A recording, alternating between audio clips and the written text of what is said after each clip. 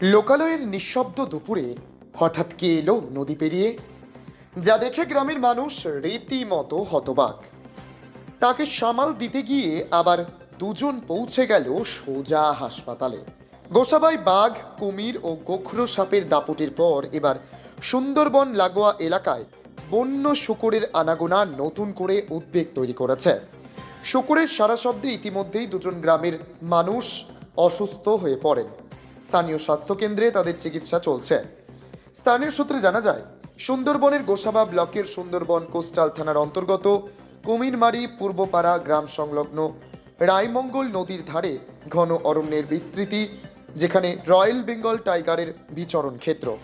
সেখানকার আর বেশি দুই জঙ্গল থেকে একটি বন্য শূকর রায়মঙ্গল নদী পেরিয়ে কুমিরমারি পূর্বপাড়ার ধান খেতে ঢুকে পড়ে।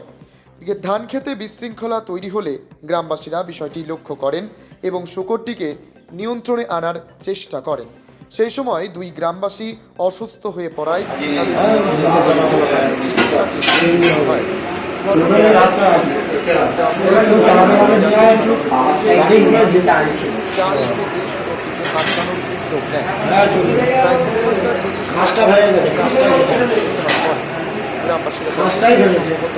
বাঘের তারা দিয়ে প্রাণ বাঁচাতে সমুদ্র নদী পেরিয়ে লোকালয়ের দিকে চলে আসে।